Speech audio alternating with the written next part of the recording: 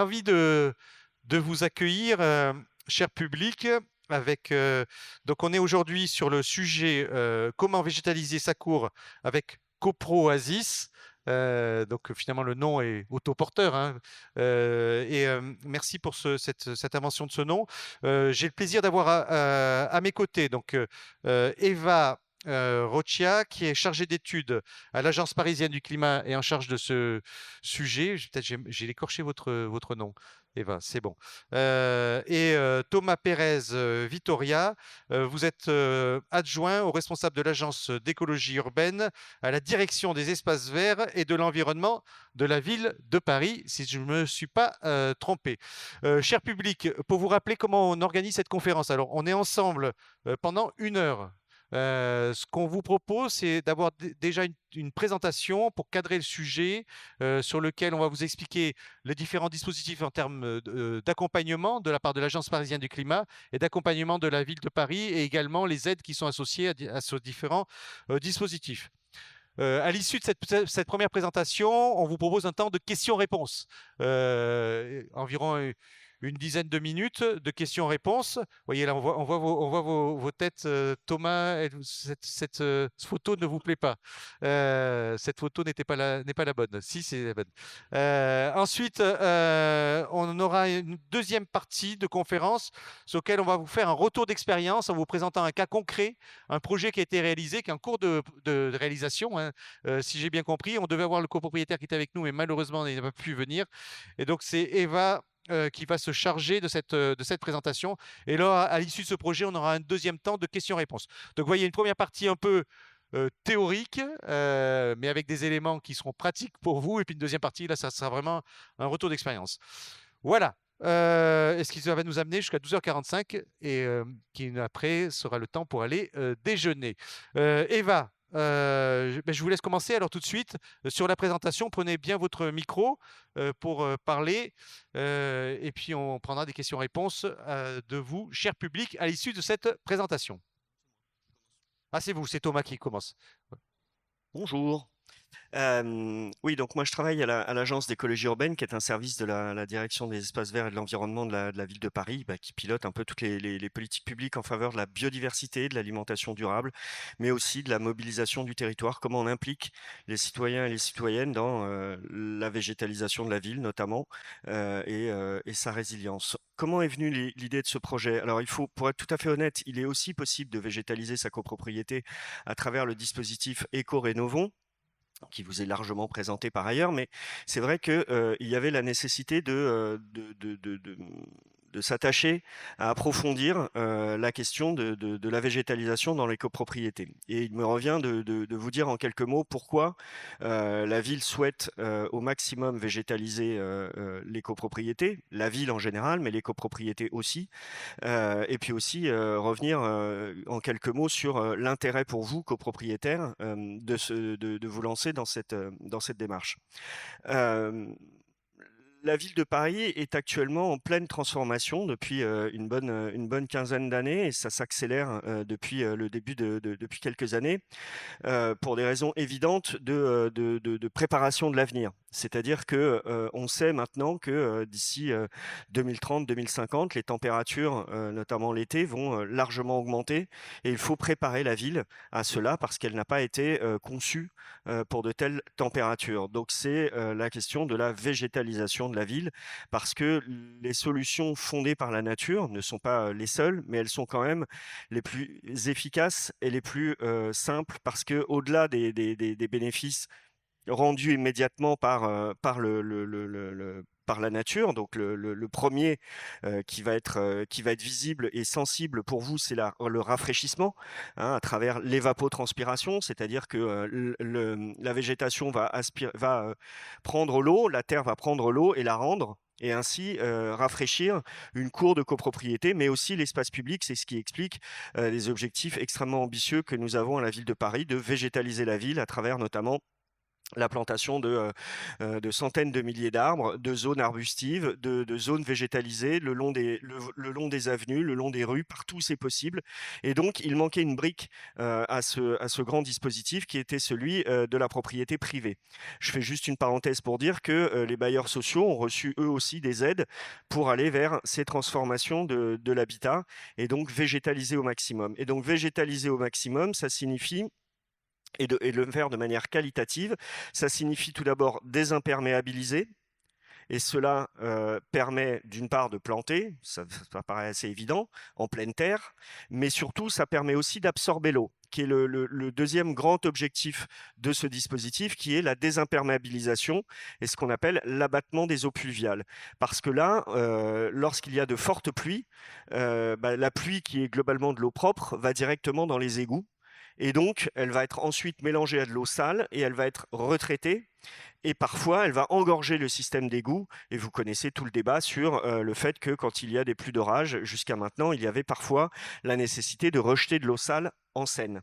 Et donc, l'idée est bien de faire que l'eau de pluie aille directement dans la terre et rejoigne le cycle naturel de l'eau, d'où l'intérêt de désimperméabiliser sur des épaisseurs suffisamment importantes pour, on vous expliquera tous les éléments techniques, avec une épaisseur de terre suffisamment importante pour que ça absorbe l'eau au maximum, que ce soit des pluies courantes ou des pluies d'orage. Ça permet donc la désimperméabilisation, ça permet une végétalisation qui va permettre un rafraîchissement, notamment quand on est dans une cour d'immeuble extrêmement minérale. Vous allez voir que rapidement, quand on met un certain nombre de végétaux, ça rafraîchit immédiatement. Et en plus, si on a la place de planter des arbres, c'est encore plus intéressant. C'est aussi intéressant en matière de biodiversité. Je sais que tout le monde n'est pas convaincu, mais il y a une richesse de la biodiversité en milieu urbain qui est beaucoup plus importante qu'on ne le pense. On s'aperçoit même, y compris, qu'il y a un certain nombre d'espèces qui viennent se réfugier en ville. Ça paraît complètement contre-intuitif et pourtant c'est la réalité. Pourquoi ? Parce qu'en ville, par exemple, il n'y a pas de pesticides. Donc il y a un certain nombre d'insectes qui vont pouvoir se reproduire et vivre en ville. Je vous rassure, ils vont pas être beaucoup plus invasifs que ça, mais surtout ils vont permettre de nourrir les oiseaux et par exemple essayer d'enrayer le déclin de la population de moineaux dans la ville, puisque vous le savez peut-être, mais on a perdu quasiment 70% de la population de moineaux en une trentaine d'années. On va rafraîchir, on va favoriser la biodiversité, on va améliorer le cadre de vie. Je vous la fais courte. Vous voyez votre petite cour d'immeuble. Il fait 25, 28 degrés. Et vous avez, au milieu de votre cour d'immeuble, un oasis, un patio, comme on dirait en Espagne, par chez moi. Vous avez le bruit des oiseaux parce que vous avez suffisamment végétalisé. Vous avez mis des arbres, vous avez mis des arbustes. Donc il y a une petite colonie de moineaux qui s'est installée là. Vous avez le bruit des oiseaux, la fraîcheur du vent de l'air qui passe dans les feuilles. On est pas mal là. On est tellement pas mal qu'on va s'apercevoir, et c'est toutes les études qui sont sorties après le confinement notamment, et qui ont renforcé toutes les études qui ont montré que pour la santé mentale, pour la paisibilité, comment dit-on, pour la paix de l'esprit, et on n'est pas du tout là dans les trucs religieux, mais le bien-être mental. Le bien-être mental, pour la santé mentale, le bien-être mental, avoir un petit espace vert, même minuscule, juste un arbre, c'est essentiel. Essentiel parce que votre esprit, quand vous regardez comme ça les feuilles d'un arbre, quand vous entendez le bruit des oiseaux, il va déconnecter l'espace de quelques instants et vous redescendez en pression. Et ça, je peux vous dire que toutes les études qui ont été faites sur les conditions du confinement, etc., ont montré que les personnes qui avaient eu la possibilité, la chance d'avoir un espace vert, même minime, dans leur environnement proche, l'ont beaucoup mieux vécu que les autres. Voilà encore un autre élément. Il est un dernier élément qui est vraiment intéressant, c'est donc la question du cadre de vie. On vient d'en parler, la biodiversité, les plantes, la paix de l'esprit, etc., le bien-être mental. C'est bien entendu quelque chose qui va embellir votre copropriété, qui va donc la rendre plus désirable. C'est un endroit où il fera mieux vivre et qui va vraisemblablement augmenter le coût ou le prix de ce bien immobilier.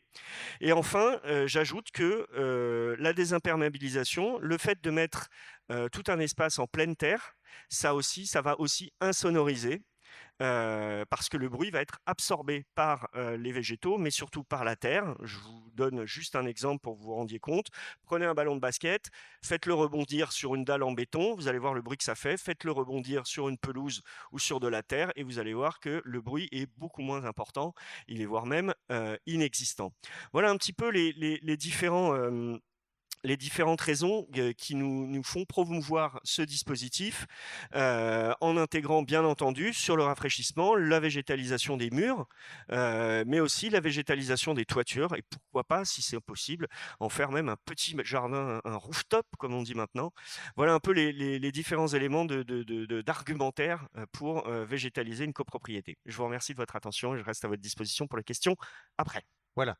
Merci pour Merci. ce cadrage pour donner du sens, hein. C'est pourquoi on fait tout ça, Thomas. On va continuer donc sur la Zapette. C'est quel accompagnement du coup, Eva, technique et financier? Il était là. Bonjour à toutes et tous.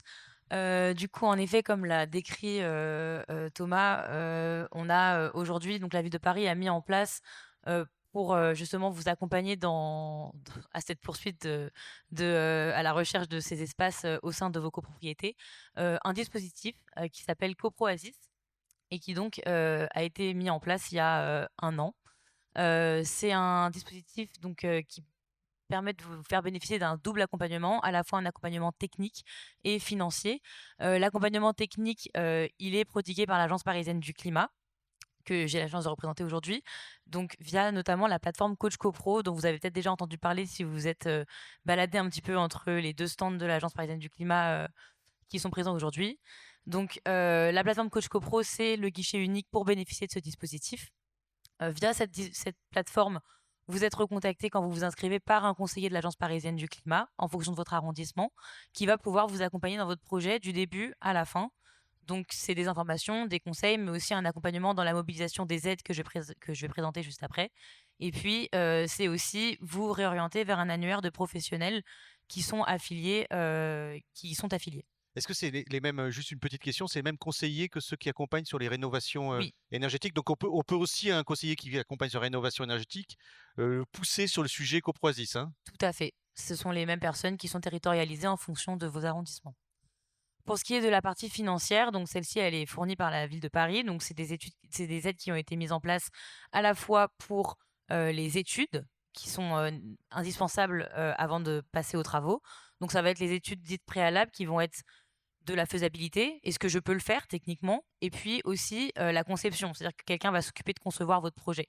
Donc ça, c'est une première phase qui est indispensable et c'est indépendant des travaux, donc la subvention des travaux est différente et elle est cumulable avec d'autres aides qui sont prodiguées par l'agence de l'eau Seine-Normandie, qui est une agence de l'eau, donc il y en a 6 en France. Là, c'est celle du bassin versant de la Seine-Normandie et qui était déjà en place pour financer les projets. Voilà, je sens que vous avez envie, cher public, de savoir de connaître le montant de ces aides. C'est ce qu'on va dérouler en suivant. Eva, si je me trompe pas.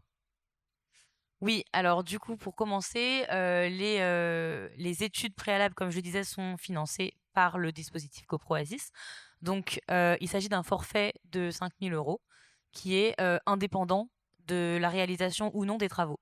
Donc ça, c'est important de le noter parce que ces études-là vont potentiellement impliquer le fait qu'on puisse faire ou pas le projet. Et donc, ça peut être un petit peu décourageant de faire des études si on n'est pas sûr qu'on puisse faire quelque chose derrière. Donc, cette première étape est financée sans avoir à faire de travaux nécessairement par la suite. Le but, c'est vraiment de vous lancer plus facilement. Et donc, comme je disais, les études de faisabilité ainsi que les études de conception sont prises en compte par ce chèque. Et il est cumulable 2 fois s'il y avait un projet à la fois sur la toiture et dans la cour, par exemple. Oui, donc on peut avoir, pour résumer, on peut avoir 10 000 €, c'est ça, si Oui, si on fait toiture et cour. exactement. Juste pour comprendre, Eva, 5 000 € par rapport à une étude, est-ce que ça couvre l'ensemble du budget de l'étude ou qu'une partie? Genre un Euh, retour d'expérience, hein. oui, pas forcément. Si techniquement vous êtes situé sur un endroit où on a très peu de contraintes techniques, ça peut suffire pour la conception. Mais on se rend compte quand même que par le retour des professionnels, qu'il peut y avoir, enfin, souvent, il y aura des études de faisabilité à réaliser. Et donc, en principe, on sera plutôt sur 50, 60, 70% qui sera couvert. Voilà, ça va vraiment dépendre des projets. Après, ça s'étudie. Voilà, il faut le regarder au cas par cas. Exactement. Donc, si on regarde maintenant la partie travaux, Pour ce qui est du financement des travaux, CoProASIS permet de répondre à différents types de travaux. Donc, on va avoir en premier tout ce qui va concerner les cuves de stockage des eaux de pluie, dans le but de éventuellement les réutiliser pour, par exemple, arroser un jardin, mais aussi la végétalisation verticale, c'est-à-dire des façades. Donc là, ça marche encore une fois de façon assez forfaitaire. Pour ce qui est des cuves de stockage de l'eau pluviale, donc on va être sur un forfait de 500 € par cuve. Et pour la végétalisation des façades, donc il s'agit vraiment de plantes grimpantes en fosse. Il ne s'agit pas de murs végétalisés comme parfois on peut en entendre parler. Il y a certains murs qui vont être végétalisés avec du substrat qui va être contre le mur, auquel cas ça ne permet pas d'absorber l'eau, il va vraiment falloir l'irriguer. Ça, c'est pas pris en charge par le dispositif. On est vraiment sur de la végétation dite horizontale, enfin, qui va être plantée de manière horizontale, mais qui va pousser sur les murs. Et donc là, c'est 50 € par mètre carré végétalisé qui sont subventionnés.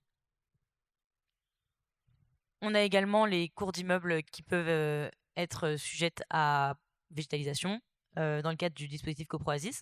La végétalisation des cours d'immeubles, comme l'a bien expliqué Thomas tout à l'heure, c'est vraiment le but, il est double. C'est à la fois la gestion des eaux pluviales, mais également ramener de la végétation dans les cœurs d'îlots.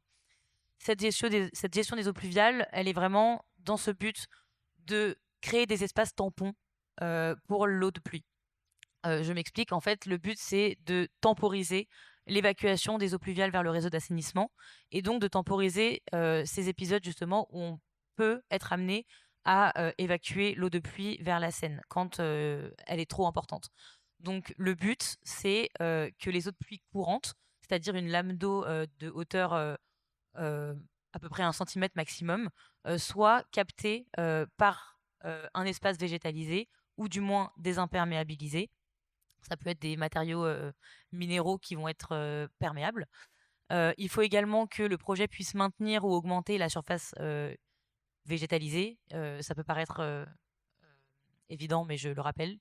Il faut qu'il y ait au moins 2 strates végétales pour cette dimension justement biodiversité et puis planter un arbre fruitier à partir du moment où on a 3 arbres qui sont plantés dans le projet. Tout ça, encore une fois, pour des raisons, pour favoriser la biodiversité. Les arbres fruitiers ont tendance, il me semble Thomas, qu'ils vont attirer un peu plus les oiseaux, etc., que les autres. Si on respecte ces critères minimums d'éligibilité, la subvention s'élève à 30% du montant hors taxe des travaux. On peut aller un peu plus loin dans l'ambition du projet, avec les critères qui permettent de bonifier cette subvention qui sont cités ici. Donc, si on augmente la surface de pleine terre avec de la végétalisation, on peut cumuler 10% supplémentaires.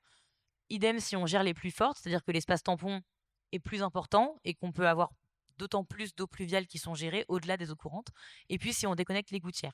Ce qui fait que selon l'ambition de votre projet, vous pouvez bénéficier de 30 à 60% du montant hors taxe des travaux. qu'est-ce que ça veut dire déconnexion des gouttières? C'est-à-dire que l'eau des gouttières, au lieu d'aller au réseau d'assainissement, elle va dans les espaces végétalisés. Pour faire simple. Un autre espace intéressant à végétaliser, ça va être les toitures terrasses. Ici, les critères d'éligibilité sont moins nombreux, donc il s'agit des toitures terrasses qui peuvent être végétalisées donc avec un substrat minimum de 10 cm. C'est la hauteur qui permet en fait justement d'aller dans cette démarche de gestion des eaux pluviales courantes. Et il faut que 70% de la surface disponible soit végétalisée in fine dans le projet. La surface disponible, c'est-à-dire tout ce qui va être retiré des émergences techniques de la toiture. Ça peut être par exemple des émergences liées à la ventilation ou autre. Là, ici encore, ça va fonctionner en fonction du montant des travaux et donc c'est un pourcentage sur le montant hors taxe et ça va dépendre en fait tout simplement de la hauteur de substrat. Donc comme vous pouvez le voir à l'écran, de 10 à 15 cm, on est sur des toitures plutôt extensives, dites extensives. Donc c'est une hauteur de substrat assez faible, on est sur 30% des travaux qui sont financés. 16 à 25 cm, on est plutôt sur du semi-intensif. Là, c'est 40%. Et puis, au-delà de 25 cm, pour des toitures intensives, à ce moment-là, on va pouvoir bénéficier de 50% du montant hors taxe des travaux. Au-delà de la dimension vraiment technique du projet et de ce qu'on fait, on a pris en compte dans le dispositif CoProASIS la localisation de votre projet. C'est-à-dire que si votre copropriété elle est située dans un des deux secteurs suivants, donc les secteurs de renforcement végétal ou les secteurs quartiers politiques de la ville qui sont définis par la ville de Paris, il est Où, possible de bonifier la subvention. où est-ce qu'on va les trouver, Eva, ces zones? Où est-ce que le public peut consulter ça? Sur le site de l'Agence parisienne du climat? Je Ou pense qu'elles sont Thomas sur disponibles, mais sinon, en tout cas, le conseiller est au courant et si jamais il y a des questions à ce niveau-là, on peut vous répondre. Sinon, c'est des cartes qui sont disponibles sur le site de la ville de Paris ou de l'atelier parisien d'urbanisme. Thomas, juste, je vous pose une question. Prenez votre attention au micro. Sur le secteur de renforcement végétal, c'est une grosse partie de la ville de Paris qui était renforcée? Est-ce Oui, que ça couvre quel pourcentage de la ville de Paris, ces sectorisations? on était sur quelque chose qui était quelque chose autour de 2 tiers, non, il me semble. C'est le centre, Oui, surtout les espaces C'est le centraux. centre, nord-est, etc. Mais ça, c'est des choses qui donc sont. quand on est dans le centre, on a une grande chance de pouvoir être sur ce secteur-là, hein. Oui. Oui, de même que le 9e arrondissement, des secteurs comme ça. Après, il y a des cartes assez détaillées, il me semble, sur paris.fr. Et de toute façon, le mieux, c'est quand même d'échanger après avec l'APC. C'est la porte d'entrée la plus simple. Ok. Et sur le secteur, la même question politique de la ville, est-ce que ça représente une grande partie de l'espace de la ville? Ça représente pas une grande partie, on est sur certains arrondissements assez spécifiques. Typiquement, il y en a beaucoup dans le 19e ou dans le 18e. Très bien. Donc là, effectivement, quand on est dans ces cadres-là, il y a une majoration sur les travaux, hein, Eva. Exactement, c'est-à-dire que si on est dans ces secteurs-là, on peut bonifier encore la subvention. Et donc là, c'est indépendant du type de projet. Voilà. Et donc en termes de plafond, CoproAziz peut aller jusqu'à 30 000 € pour financer les travaux. Et comme pour le chèque études, s'il y a des travaux à la fois sur la toiture et sur la cour, on peut cumuler 2 fois les 30 000 € et donc potentiellement aller jusqu'à 60 000 € de subvention pour une copropriété. Voilà, donc c'est des montants qui sont non négligeables, effectivement, un effort Voilà. important qui est fait par la ville sur ce sujet-là. Et comme je l'ai dit tout à l'heure, c'est cumulable avec les aides de l'Agence de l'eau Seine-Normandie qui peuvent venir compléter, notamment pour des copropriétés qui vont avoir des grands espaces. Je pense beaucoup à des copropriétés qui vont se situer dans les arrondissements périphériques, qui vont avoir des projets, mais sur des surfaces très grandes comparées à celles comparées aux surfaces qu'on peut avoir, par exemple, dans les cours d'immeubles du centre, où là, les projets peuvent être très ambitieux en termes de gestion des eaux pluviales, en termes de végétalisation. Et à ce moment-là, les 30 000 € peuvent parfois paraître dérisoires si on a des très très gros projets.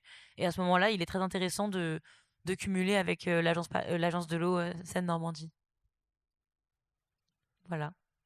Et donc, pour rappel, si vous avez un projet de végétalisation, de désimperméabilisation de façon générale, la première étape en fait pour une copropriété à Paris, c'est de s'inscrire sur Coach Copro. Et donc, vous avez le lien ici. Et puis, si vous avez d'autres questions, de toute façon, vous avez les deux stands, à la fois le stand de l'Agence parisienne du climat et le stand France Rénov, qui sont là avec pas mal de conseillers et moi-même pour répondre à vos questions. Voilà, on a dit, madame, on va vous passer un micro. On a dit merci Eva et merci Thomas pour cette première partie, hein. On a dit qu'on faisait une partie de questions-réponses là. Maintenant, sur les questions que vous pourriez avoir, pour vous rappeler aussi, cher public, je vois que vous prenez tous et toutes des notes. Il y aura les présentations qui seront sur le site de l'Agence parisienne du climat dans quelques jours, avec les replays également des conférences, hein, sur lesquelles vous pourrez retrouver l'ensemble de ce qui est dit aujourd'hui. Allez, qui est-ce qui veut poser des questions? Levez la main. Voilà, madame voulait poser une question. Oh, attendez le micro. On va vous donner un micro. Posez bien la question dans votre micro. Présentez-vous et posez votre question. Est-il possible de donner le numéro de votre stand dans les différentes salles? Numéro de stand. Le numéro du stand. J'ai pas le numéro du stand en tête, mais c'est le premier stand dans la salle des fêtes. C'est le gros stand à l'entrée. Et puis sinon, le stand France Rénov avec essentiellement des conseillers, il va être dans le salon des arcades. Pareil, quand vous arrivez, c'est le premier, c'est le plus gros stand. Voilà, on prend une autre question. Levez la main. On va vous passer le micro. Présentez-vous et posez votre question. S'il vous plaît, levez-vous si c'est possible, comme ça on vous voit. Ok, très bien. Bon, moi je suis architecte, Jimena Galvez. Dans un projet, on a la création d'abris vélo.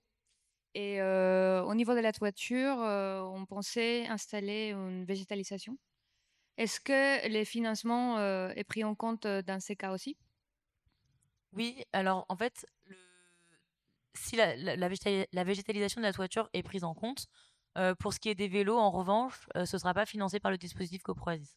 Oui, juste la toiture. En fait, oui, le dispositif va vraiment les conseiller quand ils reçoivent un devis. Ils vont étudier en fait quelles sont les lignes du devis qui vont correspondre à ce qui concerne la désimperméabilisation et la végétalisation. Tout ce qui va être mobilier et réaménagement de la cour, que ce soit pour les vélos, des locaux poubelles par exemple, ce genre de choses. Je le présenterai dans le projet d'après. C'est pas pris en compte par le dispositif. On est vraiment sur tout ce qui concerne la végétalisation. Voilà, sur le vélo, on peut répondre. C'est C'est pas pris en compte. C'est pas pris en compte. Voilà, mais Il y a juste pour d'autres répondre, aides qui existent. je connais le sujet, donc c'est Alvéole Plus, ça c'est les financeurs, et c'est la Fédération des usagers bicyclettes, la FUB, qui gère les financements sur les abris vélos. Voilà, comme ça vous avez une réponse complète, madame. On peut installer un abri vélo sur une surface désimperméabilisée, hein, c'est pas interdit du tout. Ah oui, donc on doit pouvoir cumuler le double aide.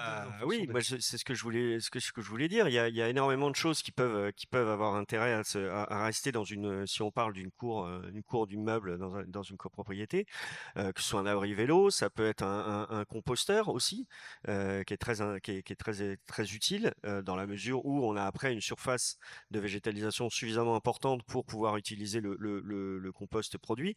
Enfin, tout ceci est totalement compatible avec une zone désimperméabilisée. Là, on a vu tout à l'heure la photo précédente avec le cheminement de pavés au milieu. Moi, j'aurais mis un pavé enherbé de manière à ce que ce soit vraiment totalement imperméabilisé, mais vous voyez bien qu'il reste des espaces où on peut après installer des choses, et pour autant, vous avez un rendu qui est absolument extraordinaire. Et voilà. Voilà. On vous donne le micro, madame. Présentez-vous et posez votre question. Oui, bonjour. Mettez bien le micro devant le. Voilà. Bonjour, je suis membre de différents conseils syndicaux de copropriété dans le centre de Paris. En fait, je n'ai pas de questions. Je vous remercie pour toutes les précisions que vous nous avez apportées. Je voulais juste jeter un petit pavé dans la mare. C'est très bien de végétaliser, mais pourquoi est-ce que la ville de Paris autorise des projets immobiliers qui ont pour conséquence d'abattre des arbres souvent centenaires, qui sont le refuge d'oiseaux, notamment les moineaux, comme vous avez précisé, qui sont en voie de disparition? Voilà, je pense que végétaliser, c'est bien, mais ne pas dévégétaliser, c'est bien aussi. Et je regrette vraiment qu'on ait un petit peu d'incohérence, en fait, à ce niveau-là. Merci pour votre témoignage. Alors, je vais reprendre peut-être la question. Est-ce que on a une idée du solde net? Parce que c'est ça dont on pourrait parler, c'est-à-dire le solde net entre ce que je végétalise et puis la végétalisation qui pourrait disparaître. Alors, j'ai pas les chiffres là comme ça de tête. Je vous invite à consulter le site paris.fr. Ce qui est certain, c'est que on a encore on est en cours là d'adoption du plan local d'urbanisme, qui est maintenant un plan local d'urbanisme bioclimatique, qui durcit encore les règles, qui favorise encore les règles permettant la végétalisation dans l'espace urbain, qui protège les espaces déjà végétalisés et qui va obliger toute nouvelle construction à avoir des espaces végétalisés encore plus importants.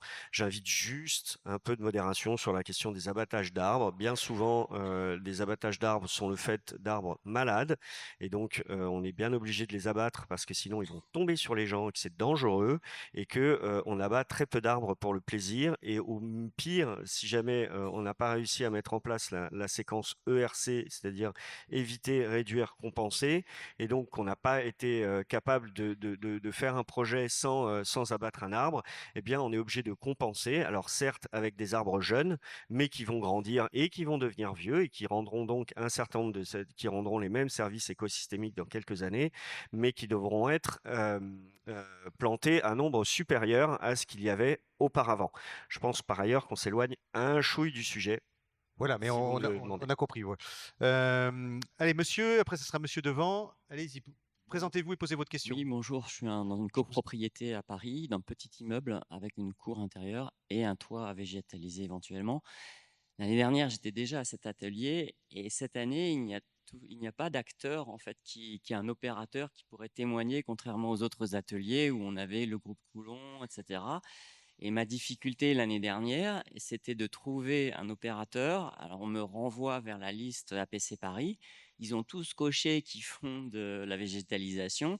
Donc du coup, je me retrouve avec une liste de 100 personnes à qu'il faudrait que j'appelle. Ma question, c'est d'abord, si vous pouviez faire témoigner des acteurs, ça serait intéressant comme vous le faites dans tous vos autres ateliers. Et deuxièmement, faciliter la recherche d'un architecte, d'un Donc, ce que arboriste, je ne sais pas on exactement. a compris votre question, monsieur. Donc, ce que vous voulez dire, c'est, Eva, est-ce qu'on on a une liste bien précise avec des gens dont on est sûr qu'ils exercent cette activité? C'est ça la question de monsieur, hein. En effet, je vous rejoins là-dessus. C'est vrai que nous, sur notre annuaire, en fait, à l'origine, il a été mis en place pour les projets de rénovation énergétique.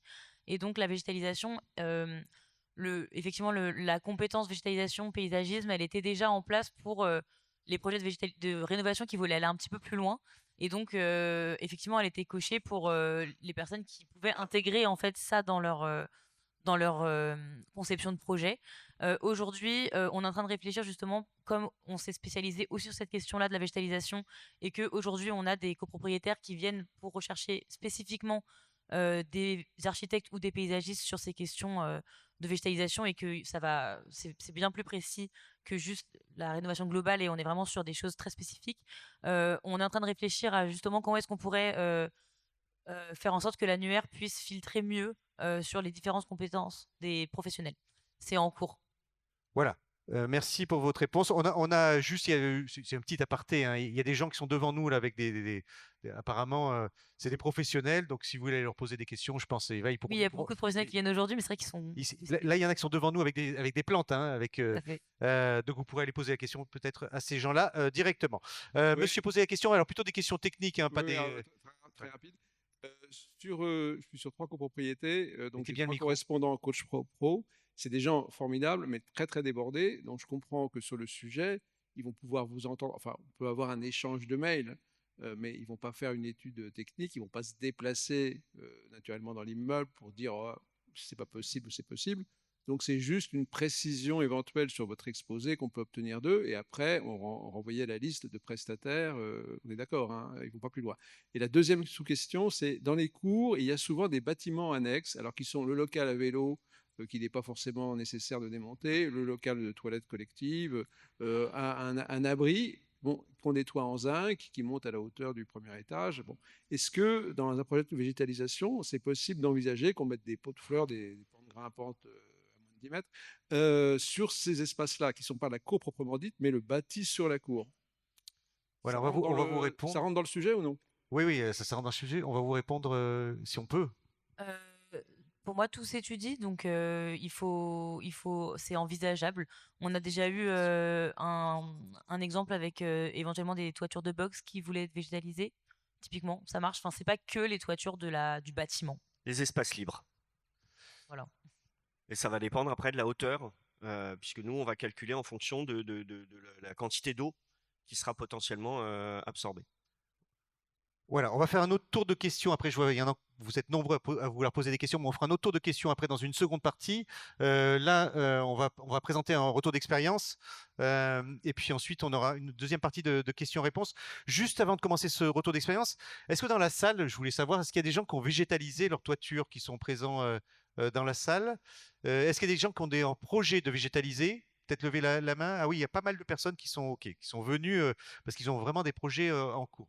Voilà, allez, on présente ce retour d'expérience et comme ça vous donnera une idée de ce qu'on peut faire, hein. Du coup, le copropriétaire qui devait potentiellement présenter avec moi son projet n'est pas là aujourd'hui, donc je vais essayer de le faire aussi bien que lui, puisque j'ai quand même assisté à l'ensemble de la démarche. Donc en fait, il s'agit d'une copropriété qui est dans le 12e arrondissement, donc au 45 boulevard Soult. Donc pour le contexte, il s'agit d'une copropriété qui avait envie de revoir un petit peu l'aménagement de sa cour. Donc comme vous pouvez le voir sur les images, celle en bas notamment, en fait elle était assez dégradée, mais ils avaient la chance en tout cas techniquement, j'ai envie de dire, d'être sur de la pleine terre. Donc c'est vrai qu'on n'avait pas des contraintes techniques très importantes, contrairement à d'autres espaces à Paris. On peut avoir des caves, on peut avoir des réseaux, on peut avoir du gypse aussi. Il y a pas mal de choses à prendre en compte, d'où les fameuses études de faisabilité dont je parlais tout à l'heure. Ici, on était sur un cas d'étude assez facile d'un point de vue contrainte technique. Je parle vraiment contrainte technique. On reste dans un contexte copropriété, donc rien n'est simple en copropriété, vous le savez mieux que moi. Du coup, il s'agissait d'une cour inaccessible et pas particulièrement utilisés, qui étaient donc dégradés. Et puis, comme on voit sur les photos que le copropriétaire m'avait envoyées, ils stockaient leurs poubelles dans un local plus ou moins. Enfin, c'était pas très propre. Ils voulaient vraiment faire de cette cour un espace à la fois agréable mais aussi utile. Et là, on le voit pas ici, mais il y avait aussi la problématique des vélos. Donc, ils voulaient mettre un espace de vélo. Donc, en 2022, le syndic a proposé donc un devis pour refaire faire une dalle béton dans la cour avec un plafond de 65-70 000 euros. Donc, est-ce que j'ai... C'est bon. Donc, tout d'abord, la copropriété a réfléchi. Alors, il s'avère que le copropriétaire, il me semble, il est architecte, donc ça aide un petit peu aussi. Je vois des réactions, mais c'est pas toujours le cas. Donc ça marche aussi si vous n'êtes pas architecte. Mais donc il avait pu réfléchir un petit peu à une phase préliminaire dans laquelle il a consulté la copropriété. Voilà, qu'est-ce qu'on veut en fait, qu'est-ce qu'on va demander. Et donc là, c'était des plans un petit peu simplifiés pour donner une intention, en fait, une sorte de cahier des charges au professionnel qui va être mobilisé pour faire la conception du projet. Donc, on voit pas très bien, mais donc, ils avaient indiqué leurs intentions. Donc, ils voulaient pas végétaliser partout. Au début, ils étaient plutôt sur des matériaux perméables, sans forcément planter, mais vous allez voir que ça a évolué. Et il y avait vraiment l'idée de mettre les poubelles dans la cour, mais qu'elles soient cachées, et puis un espace pour les vélos. Mais il y avait vraiment cette volonté, en tout cas, de désimperméabiliser et de pas être sur une dalle complètement bétonnée. Donc, ils ont pu faire appel à un paysagiste, en l'occurrence l'entreprise Horus Paysage, qui a fait la conception. Et à ce moment-là, la copropriété était en début d'échange avec l'Agence parisienne du climat. Le dispositif CoproAzis n'existait pas. Donc, nous, les conseillers, ils ont commencé à vraiment être formés à ce sujet à partir du moment où on a été chargé d'être le guichet unique pour ce dispositif-là. À l'origine, les conseillers faisaient de leur mieux, mais c'est vrai qu'ils n'étaient pas du tout spécialisés sur ces questions-là, beaucoup plus sur les questions de rénovation énergétique. Et donc, la copropriété a mené son projet avec son paysagiste en parallèle de ces discussions avec l'APC.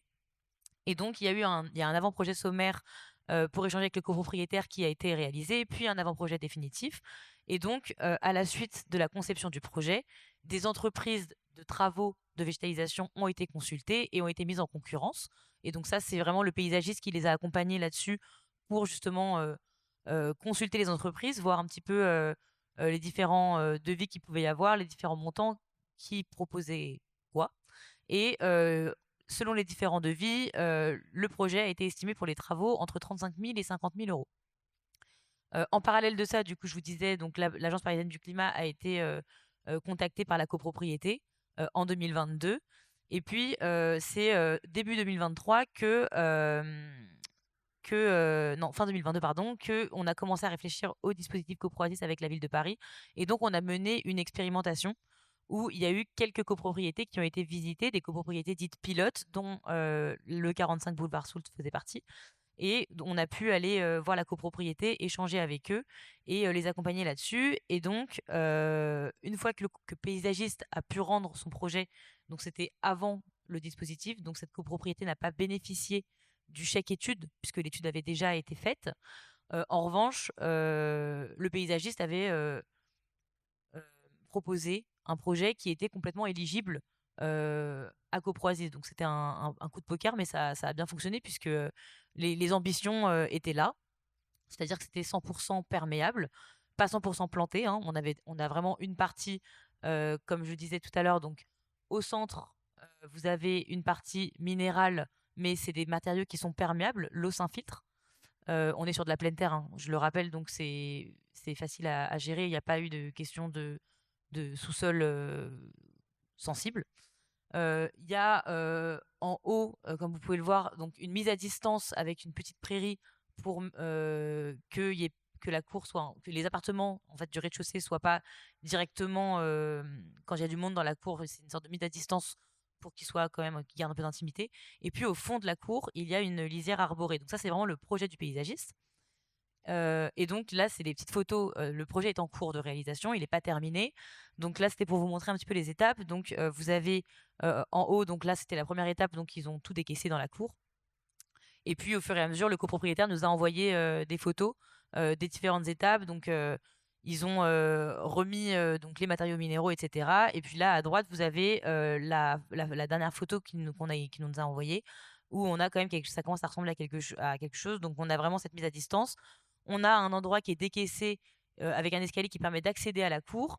Les poubelles vont être rangées au niveau de l'entrée. Et puis, au fond, vous voyez normalement l'espace là qui va être un espace pour ranger justement les vélos. Et donc, on a pu, avec la conseillère du 12e arrondissement, au moment de l'étude des devis et de l'estimation de la subvention des travaux, parce que ça, du coup, ça a été fait avant que les travaux commencent, justement, comme je vous disais tout à l'heure, lire les différentes lignes et regarder qu'est-ce qui concerne le dispositif CoproASIS, qu'est-ce qui ne le concerne pas. En l'occurrence, tout ce qui était aménagement des poubelles et des vélos, ça ne le concernait pas. Et donc, sur l'ensemble du devis, qui était autour de 40 000 euros TTC, il y avait en fait 26 600 euros qui étaient consacrés aux travaux de végétalisation. Et l'ambition du projet, par rapport à ce que je vous ai décrit tout à l'heure, c'était l'éligibilité, c'était 50% du montant hors taxe des travaux. Et donc, la copropriété a reçu un accord préalable de la ville de Paris et pourra bénéficier à la fin du projet, quand le chantier sera livré, d'une subvention de 13 300 euros, 50% du montant éligible. On peut dire, Voilà. Eva, que merci pour cette présentation. Ça coûte moins cher que de mettre du béton. Et en plus, c'est subventionné, si j'ai bien compris. Donc, c'est tout bénéfice. Et il n'y a que des bénéfices individuels et collectifs. C'est ce que vous avez décrit avec la biodiversité, le bruit. On crée quelque chose de beau. Et donc, finalement, il n'y a que des intérêts à passer sur cette végétalisation. Alors, Thomas, la question que je voulais vous poser, c'est combien est-ce qu'il y en a de copros qui passent comme ça à l'acte de la végétalisation? Est-ce qu'on sait aujourd'hui, parce que ça fait 1 an qu'on a lancé ce CoproASIS, est-ce que vous avez quelques chiffres là-dessus? Alors, comme vous dites, le dispositif a été voté au Conseil de Paris de mars 2023. Donc, ça fait à peu près 1 an que ça a été voté et donc que c'est officiellement en place. Cependant, il y a eu un temps d'adaptation aussi, c'est-à-dire le temps que le dispositif se mette en place et que le système d'instruction des dossiers soit opérationnel. Ça n'a pas été le cas tout de suite. Donc, on a commencé vraiment à vraiment pouvoir traiter les dossiers à partir de la rentrée de septembre, parce qu'avec les congés d'été, ça a été un petit peu ralenti, etc.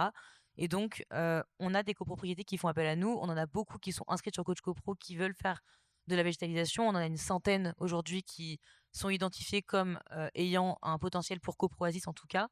Maintenant, il y en a beaucoup qui sont en phase de réflexion, qui sont en phase de consultation des entreprises, des paysagistes, etc. Vous n'êtes pas sans savoir que le calendrier d'une copropriété, c'est compliqué. Il y a une AG par an, à peu près. Donc, il y a une question de timing qui joue fortement. C'est pour ça qu'en fait, 1 an après le début du dispositif, c'est pas évident d'avoir déjà des retours. Là, le seul retour très concret en termes de travaux qu'on a, c'est celui-ci, parce qu'ils sont arrivés aussi avec un projet déjà conçu et que donc on a pu les accompagner directement en phase travaux. Oui, c'est ça. Il y en a une centaine qui sont un peu dans les tuyaux, on peut dire. Dans les tuyaux, et une dizaine qui ont fait des demandes de subventions Et avec et un qui ont eu. potentiel de Voilà. plusieurs milliers. Et oui, il y a des potentiels de milliers.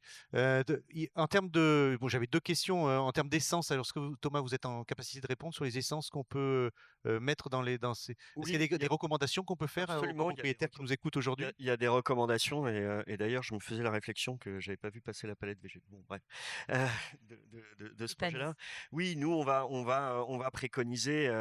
Je sais plus ce qu'on avait mis dans le règlement. Je pense qu'on n'allait pas très loin, mais on va préconiser d'une part de mettre plusieurs strates, c'est-à-dire une strate dite herbacée avec des plantes pérennes mais basses, une strate arbustive si c'est possible avec des arbustes et puis des arbres. C'est ce qui va être le plus favorable à la biodiversité et ce le sera d'autant plus que vous planterez des plantes dites régionales, c'est-à-dire natives de la région parisienne parce qu'elles sont connues et reconnues par les espèces, les insectes, etc. Je ne rate jamais une occasion de vous le dire. On est dans le cadre de la révision du plan biodiversité actuellement.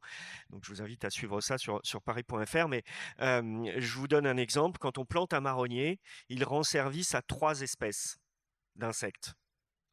Quand on plante un chêne, il rend service à 300 espèces. Voilà, je crois que tout est dit sur l'intérêt de planter des plantes, des végétaux qui soient originaires de notre région, alors en tenant compte de l'évolution climatique, etc. Mais ça, y compris au stade de la plantation, la ville de Paris, l'agence d'écologie urbaine est en capacité de vous aider et la direction des espaces verts sur quoi planter en fonction de l'orientation, en fonction de la profondeur, en fonction de plein de choses. On est en capacité de vous accompagner là-dessus. Thomas, pourquoi un arbre fruitier obligatoire dans les espèces? Parce que ça fait partie de la réglementation, hein, si j'ai bien retenu, Eva. Parce qu'un arbre fruitier, au-delà du plaisir que cela donne aux copropriétaires de manger les fruits de leur cour, ça va aussi donner à manger à des oiseaux, par exemple. Ah voilà, c'est pour favoriser la nourriture locale. Allez, on passe à des questions du public. Là, mademoiselle, alors avec le micro, on vous laisse arriver, commencer. On va essayer voilà, mixer. Bonjour.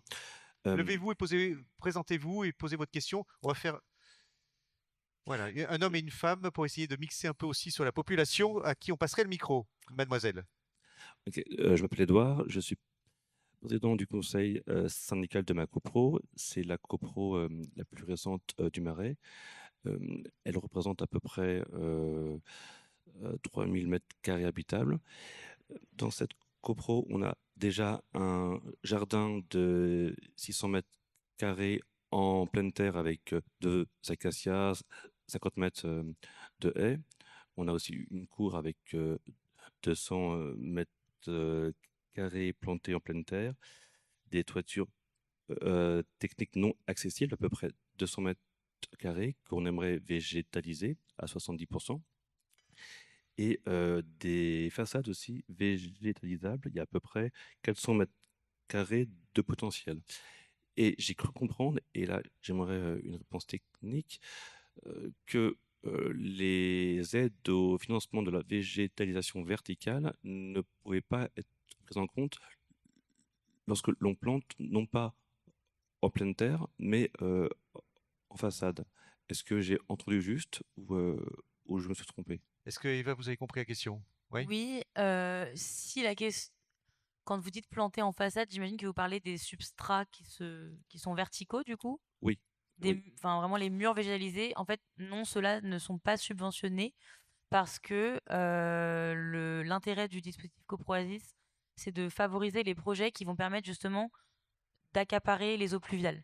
Or, un substrat vertical, l'eau ne peut pas rentrer dedans, l'eau de pluie. D'accord, donc il faut que ça soit de la pleine terre, absolument.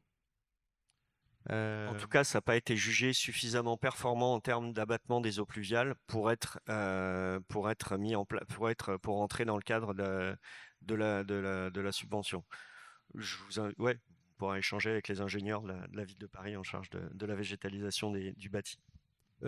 Juste pour comprendre, alors parce que c'est moi qui n'ai pas compris quelque chose alors du coup, sur les 50 € par mètre carré végétalisé en façade, quelles sont les conditions alors pour les obtenir? Il faut que ce soit des plantes grimpantes. Donc, voilà. Mais elles sont plantées au même titre que. Il faut que ce soit planté au niveau du sol. Oui, voilà. C'est ça.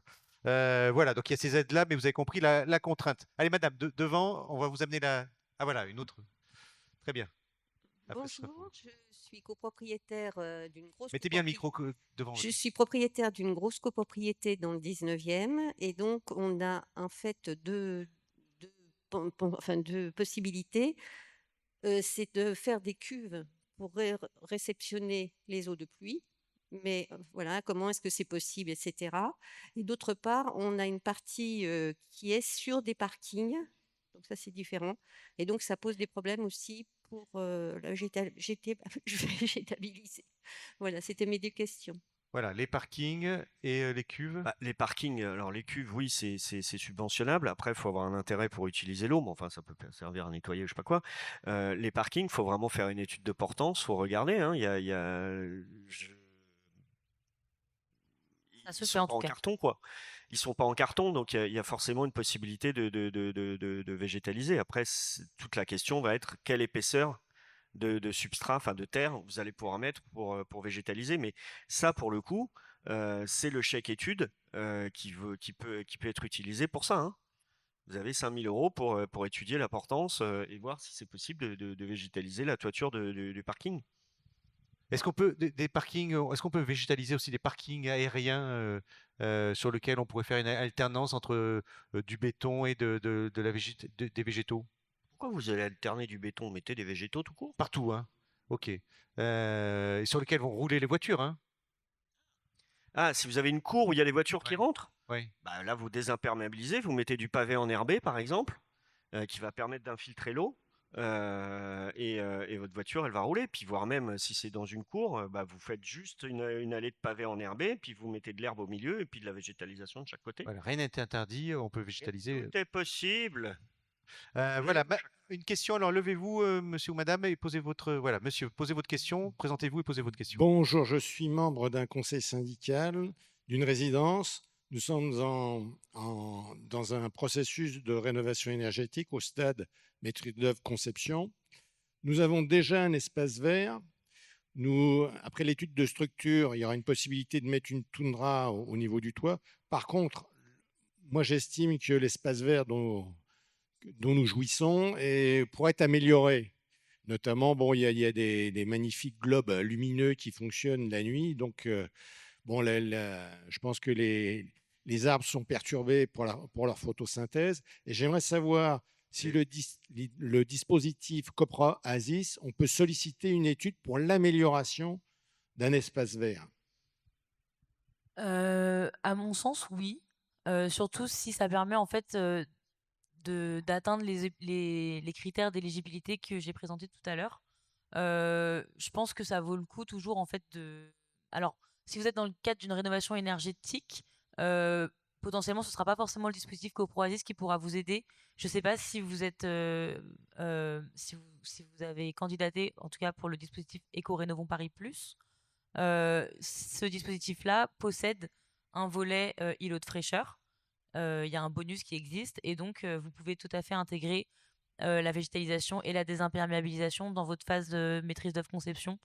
Et normalement, je pense que l'amélioration de votre espace vert peut complètement faire partie peut être éligible en fait à ces subventions-là, qui sont plus ou moins les mêmes que CoProASIS. Est-ce qu'on pourrait cumuler les deux alors? À partir du moment, comme monsieur est déjà engagé dans la démarche Éco-Rénovons, et que dans la démarche Éco-Rénovons, enfin dans le dispositif Éco-Rénovons Plus, il y a une partie sur la végétalisation, enfin sur le rafraîchissement, donc la végétalisation, etc. On vous invite surtout à discuter avec votre conseiller APC pour voir avec lui. Après, ce qui est certain, c'est si c'est changer un globe, changer le système électrique. Nous, ce qui va être regardé par l'APC, en tout cas ce que la ville demande à l'APC de regarder, c'est est-ce que ça va augmenter la surface végétalisée, est-ce que ça va augmenter les imperméabilisations et encore une fois l'abattement des eaux pluviales? Voilà, il faudrait peut-être que ce qu'on peut vous conseiller, monsieur, c'est de venir voir les conseillers après la conférence pour en discuter sur le stand, parce que vous avez un cas particulier, vous avez tous et toutes des cas particuliers, bien sûr. Et le globe, je rebondis avec le globe, il est surtout gênant pour les insectes et ça tue énormément d'insectes et plus la lumière est blanche, plus c'est mauvais pour les insectes. Voilà, madame. Oui, bonjour, je suis membre de conseil syndical dans le 11e arrondissement. On vient de commencer un processus pour un DTG. Je voulais savoir si, je ne pense pas que ça dépende de cette entreprise qui fait cela pour envisager une végétalisation de la cour et peut-être la toiture, la terrasse. Donc, est-ce qu'on peut commencer, à quel moment on doit faire appel à éventuellement quelqu'un, un conseiller, sur la question de la végétalisation, à quel moment de ce processus du DTG? Vous êtes déjà en contact avec l'APC? Oui. Ok, très bien. En fait, il y a certains architectes qui peuvent intégrer en tout cas, la réflexion sur la végétalisation dès l'étape du DTG, mais le mieux, c'est de l'intégrer au moment de la phase conception, de maîtrise d'œuvre conception, du projet de rénovation énergétique. Voilà. Mais c'est bien si ça a été réfléchi dès le DTG. Voilà. Après, à la fin du DTG, une fois que le DTG sera rendu, la deuxième étape, une fois que le DTG va être rendu, vous aurez des scénarios de travaux. Avec votre copropriété, vous allez choisir un scénario de travaux et selon le scénario qui est choisi, vous allez pouvoir, un architecte un maître d'œuvre va concevoir votre projet et c'est à ce moment-là qu'il faut qu'il y ait cette dimension-là qui soit intégrés en fait dans la conception globale du projet. On comprend qu'il faut le faire dans la logique de conception, bien entendu. Oui, mais c'est bien d'y penser dès le début. Ouais. Voilà, monsieur, posez votre question, présentez-vous et posez votre question. Oui, bonjour, Bertrand Fétiveau, AVA, Association pour la végétalisation de l'avenue de Wagram.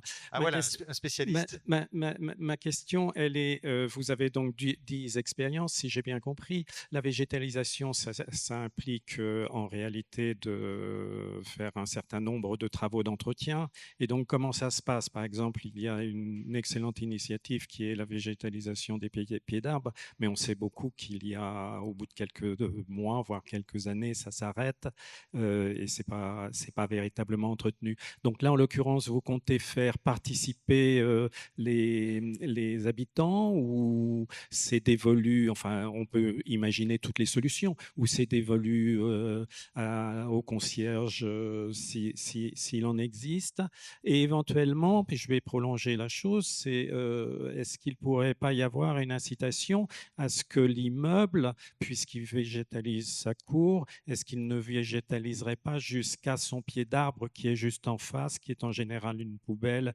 et une canisette ou des choses de ce genre? Voilà, Thomas, c'est une question pour vous. Donc la question, c'était aussi l'entretien qu'il peut y avoir derrière. Il faut y penser aussi, hein, l'entretien. On est bien là sur une aide en investissement. C'est-à-dire que nous, après, on imagine que les responsables de la copropriété, les habitants vont avoir réfléchi un petit peu après qui va gérer. Moi, à titre personnel, je vous le dis, moins on gère, mieux on se porte. C'est-à-dire que plus un espace végétalisé va être laissé dit en port libre, plus on sera content. Et je suis désolé pour les entreprises de jardiniers ou de paysagistes, mais moins on taille, mieux on se porte. Pour la biodiversité, encore une fois. Mais alors, il n'y a pas d'aide de prévu là-dessus. Ouais. Attends, qu'on rentre pas dans je pense que les copropriétaires doivent réfléchir effectivement à qui après et comment ils vont entretenir. Donc après, oui, est-ce qu'ils demandent aux gardiens, est-ce qu'ils le font entre eux? Moi, c'est ce que je préconiserais, c'est qu'ils se répartissent le truc. Après, c'est pas souvent des hectares et des hectares non plus, hein. Donc encore une fois, la strate herbacée, ce qui généralement demande le plus d'entretien, c'est la tondre. On peut préconiser de ne pas la tondre, ce qui est encore meilleur pour les oiseaux, et ainsi de suite. Et dès la réflexion, et encore une fois, là, on peut accompagner là-dessus, surtout réfléchir à planter des choses qui ne nécessitent pas beaucoup d'entretien. Et c'est ça en fait qui après fait que ça va s'auto-entretenir et qu'il n'y aura pas besoin de faire grand-chose, si ce n'est peut-être une fois de temps en temps une taille ou un élagage, mais enfin rien d'insurmontable. Et après, oui, vous prêchez un convaincu, c'est-à-dire que on peut aussi imaginer que quand les gens vont avoir un petit jardin, alors ils vont surtout s'occuper de leur petit jardin, mais ils auront aussi conscience de l'intérêt de végétaliser à l'extérieur de leur immeuble, et donc par exemple de prendre des permis de végétaliser et autres. Mais on peut végétaliser sur l'espace public, vous voulez dire Oui, on peut solliciter un permis de végétaliser, et donc essentiellement sur les pieds d'arbres. Et vous allez sur paris.fr et vous pouvez dire, bah voilà, tel pied d'arbre, moi j'aimerais bien m'en occuper. Donc on vous installe une lisse métallique, on vous met de la terre, et si, et hein? Je sais bien, mais après on a aussi des contraintes esthétiques et autres, mais après l'eau elle s'infiltre quand même, et le pied de l'arbre va abattre énormément d'eau quand même. Voilà, donc on peut aller sur l'espace public et on peut sortir de l'espace que de l'immeuble. Allez, on prend une dernière question. Allez-y, allez. Madame, attendez le micro. Bon. Ah non, c'était monsieur. Bah voilà, c'est monsieur. Allez-y. Bonjour. Désolé, madame. Jean-François Bowen, je suis membre du conseil syndical d'une copropriété située dans le 18e arrondissement de Paris, à peu près 70 lots. Et nous sommes engagés dans la rénovation énergétique de notre immeuble. Nous avons un maître d'œuvre, nous en sommes à l'avant-projet, maître d'œuvre que nous avons rencontré grâce à Coach CoPro. Et avec ce que je viens d'entendre, je suis un peu surpris parce qu'ils nous ont proposé pour notre toiture, qu'on espérait végétaliser, en fait de mettre du plastique blanc réfléchissant pour faire qu'il y ait moins d'énergie absorbée par l'immeuble, quoi. Donc, est-ce qu'il n'est pas trop tard pour faire quelque chose? Est-ce que cette solution ne me paraît pas du tout aller dans le sens de l'oasis, quoi? Qui vous a proposé ça? Notre maître d'œuvre. Le maître d'œuvre, d'accord. On va vous répondre alors, monsieur. Merci pour votre question. je vous incite à lui dire de mettre des plantes à la place. Non, non, c'est plus, je sais pas exactement comment est-ce que ça se passe avec le maître d'œuvre, mais la copropriété, est-ce que la copropriété préfère. Enfin, après, j'imagine que ça revient quand même à la copropriété de faire ce choix-là, in fine. En tout cas, par rapport à l'argument de la réflexion de l'énergie, etc. Enfin, un toit végétalisé a aussi des vertus en termes de. Alors, je dirais pas d'isolation, etc. Parce que ce qui va isoler concrètement, c'est Thomas n'est l'isolation. pas tout à fait d'accord. Isolation, C'est pas ce qui. Oui, mais c'est l'isolation du toit avec un isolant qu'il faut faire en priorité. Maintenant, végétaliser en plus, ça ne fait qu'augmenter cette réflexion justement de la chaleur et. Enfin, je sais pas exactement quoi vous dire par rapport à votre maître d'œuvre. peut-être, monsieur, on va pas rentrer dans une discussion parce qu'on termine le temps. Je voulais prendre une dernière On question. prend note et surtout, moi, je me dis qu'on va faire une note à tous les maîtres d'œuvre et à tous les prestats qui sont proposés par l'Agence parisienne du climat, en leur rappelant que les priorités de la ville de Paris et de l'Agence parisienne du climat sont la végétalisation, par exemple. On va mais c'est une bonne idée effectivement d'écrire aux maîtres d'œuvre pour leur rappeler les règles. Madame, je voulais terminer par madame. Voilà, dernière question. Allez-y, madame. Oui, bonjour. J'habite une copropriété du 11e arrondissement de 300 lots et avec des espaces verts sur 4 à 5 000 mètres carrés qui ont besoin d'être améliorés, effectivement. Notre copropriété est inscrite dans Coach Copro et devrait démarrer un DTG. Bon, on a pris un peu de retard compte tenu. Voilà, posez votre question comme une. Alors, ma question, c'est est-ce que les aides sont, concernant le bâtiment et la végétalisation sont cumulables ou est-ce que ça rentre dans une enveloppe globale? Alors, ce qu'on disait tout à l'heure, c'est-à-dire que CoproASIS, ce que je vous ai présenté tout à l'heure, c'est un dispositif qui ne s'adresse pas aux copropriétés qui rénovent énergétiquement leur copropriété. C'est un dispositif qui a été pensé pour des copropriétés qui ne peuvent pas rénover ou qui l'auraient déjà fait et qui veulent aller plus loin maintenant. Aujourd'hui, le dispositif Éco-Rénovons Paris Plus, auquel vous seriez plutôt éligible si vous faites justement, il y a un DTG et que derrière, il y a des travaux de rénovation énergétique. Si c'est le but de votre copro, et je vous encourage à aller vraiment vers ceci, vous pouvez intégrer la végétalisation et elle sera financée par un autre dispositif. Aujourd'hui, il y a des aides dans tous les cas.